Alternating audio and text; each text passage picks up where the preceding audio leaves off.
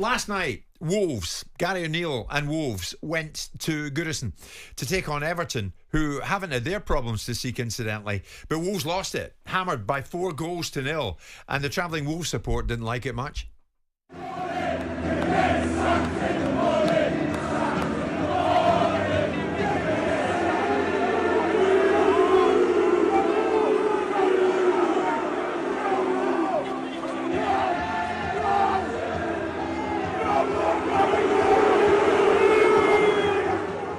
We've almost come to expect it. This is what goes on in the game. Fans quite intolerant of what they're seeing, and they go after the manager, they go after the players, and last night they did both. Gary O'Neill post-match was asked quite straightforwardly, you worried about your job?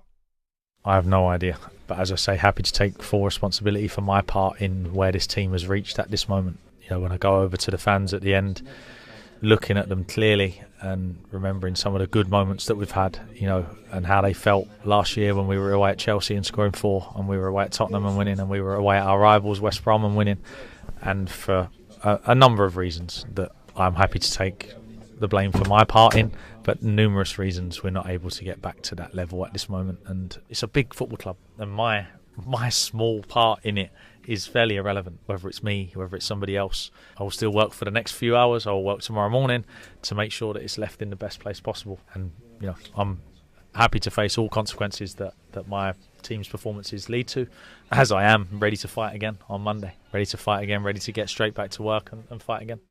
Nicky, a lot of the time on this show, we're hearing the audio for the first time, and I look at Simon and judge where he may or may not go with it, according to your facial expressions. I was watching you there. Were you having what Gary O'Neill said there? Well, he made a lot of references to his part of it, so that means that he isn't taking all the blame for it, and ultimately he isn't sheltering the players and anyone else from it. He's basically saying, for my part of it, he can't describe himself as an irrelevant part. He's the football manager, so he's the product. He's responsible for the core proposition. There was an expression that Nigel Benn used the other day in a conversation about Anthony Joshua, about he needs a bit more mongrel in him, i.e. a bit more fight in him. It feels like Gary O'Neill needs a bit more spike in him. He's responding to the fact that this time last year, and he knows it, he's played enough football, been around enough football clubs to know that, you know, people run with the hare and they hunt with the hounds. They'll forget very quickly what you've done. It's about what you do next and what you're doing now rather than what you may have done, and currency doesn't last very long. I like him. I think he's a thoroughly decent bloke, but I think he's probably done at Wolves. And if you look at the fact that his interview after the game was very fragile and very self-effacing, there was no fight in it, there was no defiance, there was no robustness, there was a tacit acceptance that maybe the world has turned for him. And I'd like to see him, if he were my manager, I'd like to see him with a little bit of up yours attitude. This is a moment in time and I'll overcome it, not a tacit acceptance. Do players sense a mood of fragility such as that, do you think, Nicky? Everyone senses it, don't they? I mean, it's a result business, and I agree with Simon. He is the biggest person at the club, the manager. Obviously, after the owners, obviously, but on the football terms and results, he can't say he's a small part. He's the biggest part of them all, and I think he's obviously going to listen to that back, and he'll recognise that. He seems a really switched on, bright guy from what I've heard of him and what I've seen of him. But ultimately, they're not performing the way they should be, and going back to other results and other performances, he is where he is right now, and I agree he should be coming out for me and going, I'll take all responsibility. I know how to get us out of this situation. I know what we've got to do. I know what we've got to do on training pitch, and these results will come. I think he's talking himself out of a job there. There's a part of me that understands implicitly and explicitly the fans have a right to air their views. They pay their money, but there's also another part of me that dislikes it intensely. You know, it's not people want to make the comparison. Stupid fans of certain sections of the Liverpool fan base that want to make comparisons that certain people have been singing. You know, you're getting sacked in the morning. You were singing about another team's football club. Your own fans singing it to you, perhaps is their right, and perhaps is their prerogative. I just don't like it. I don't come from. I know we can be critical on this show and we can hold people to account. And I know that I say robust things that often are of a critical nature. But I never like to hear a pile on. I never like to see somebody being on the receiving end of it.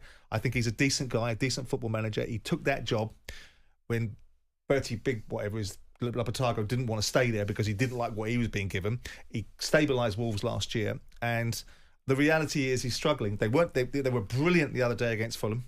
Nobody saw that result coming. but they were poor last night. Look at the messages coming in. Jack and Sheppy. I'm listening to Nicky and Simon. Gary O'Neill's done a very good job for them last season.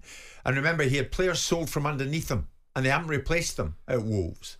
So he's trying to make the best of it. Yeah, he is. But there was a couple of times this season I saw them play against Brentford, and Nicky can speak far more eloquently, obviously, than I can about football stuff, related football tactics. But I thought they were one of the most shocking defensive performances I'd seen from a Premier League side, and that includes Russell Martin's Southampton. In terms of acts of self-harm. But there are some very good players in that side, so he can obviously talk about the reality of things being taken away from him. Kilman being sold doesn't help him. Craig Dawson in the last couple of games has been abject, not just because he scored two own goals, but because of some of the tactical and technical decisions that he's made with back passes and so on and so forth that put them in the hole. But the fact of the matter is that Gary, for me, needs to have more substance in interviews like that. But I think it's because I think he recognises that maybe his time has come. I mean, Nicky, I have to say, Gary O'Neill has been in the studio, sat where you're sitting, and sees the messages coming in. So they come in when we're talking about a certain item, and they're coming in all the time now. Tim, a Wolves fan, never wanted him, never rated him. Southgate-style defensive, scared football he plays. I'm sorry, but get him gone as soon as possible. And that, I mean, for Gary, that is hard, isn't it? It is, but I mean that comes with every manager when it's coming to the end of the tender. They're there, they manage to do well. It's all great. A few bad results and all the criticism comes. And if I'm looking at the table here now, he's 5 points off 14th. If he was in 14th place, would their messages still be coming in? I suggest no, because whether they like it or not, Wolves are the team that has to survive in the Premier League. They're not going to get up the top. They're not going to get in the Champions League. They're not going to get any European places. Their success is survival in the Premier League, and he's 3-4 points off that. But I think I agree that some of the stuff that the way they're playing isn't great. I mean, West Ham host Wolves on Monday, Simon. Is it now a case of Gary O'Neill or Lopetegui? Who goes first? It's one of those conversations. I never like this conversation because it's always about someone's livelihood. I know these are well-paid people, and so ultimately they're not going to the poorhouse. I mean, look, neither one of them is pulling up trees for different reasons. West Ham aren't in the predicament the Wolves in. Wolves are now potentially already at this stage in a relegation battle. If you look at what they've got, maybe they can change it and get themselves out of it. They did this previously. They got themselves in this situation previously, and they brought Lopetegui in to get them out of the cart. And that's what he did, because when he came in a couple of years ago, that's what his job was, to replace the previous manager that was leading them down the wrong pathway. They may find themselves in that position again. But West Ham is not a case of... I don't think West Ham are going to get dragged into a relegation battle. I think West Ham have got this ideological battle, which is we want to see better football. We liked David Moyes. He gave us a European medal, but we wanted to see better football. Moyes made his choice about the style of football that he was going to play, and now they thought they were bringing in someone else that was going to, perhaps take them to greater heights, which is difficult with what West Ham have as a budget, but B, give us something more entertaining, and neither one of those is manifesting itself. I mean, I'll put it to you. Maybe it's unfair, but I know you'll answer it. Say you're at the top of the house at Wolves, and you hear Gary O'Neill speaking post-match, and you know they're 19th, and you know they capitulated to Everton, who are far from pulling up trees. Is it time up for Gary? Well, but that's why I'm disappointed with Gary. So it's a moment in time, and we're all human beings, and we react in the moments. And some people fight, and some people flight. In this instance, it feels like the flight mode has kicked in with Gary.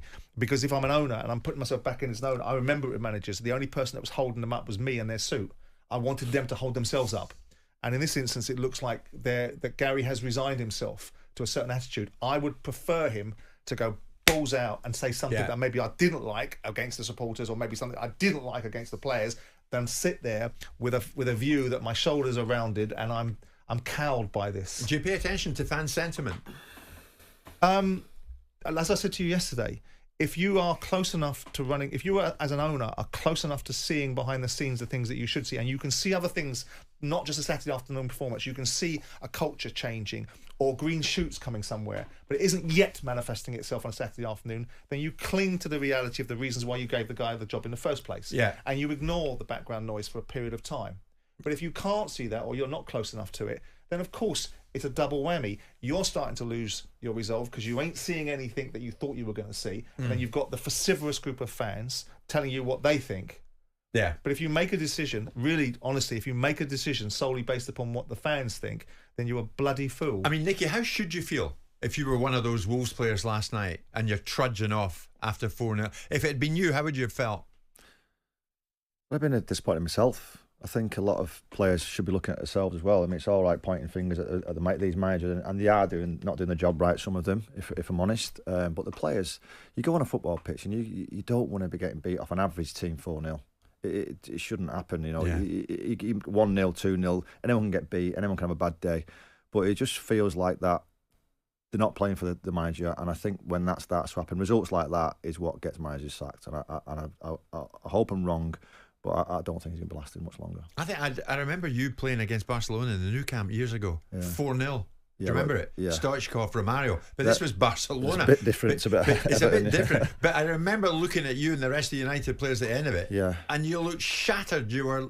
Yeah, I was 18 that day, and I realised I was a million miles off the level that you needed to be to even step on that football pitch. So you do get doings in certain times. But this is Everton, who are average, as you say. Yeah, and his ways of getting beat. You know, you've got to run yourself into the ground. You've got to work your socks off for the fans, for yourself, for the managers, for the owners, your family at home. No one, his family don't want to hear like this when he wakes up in the morning. So the players have got a question to be answered as well. So Wolves against West Ham on Monday night. West Ham host Wolves come Monday night. It's live in talkSPORT.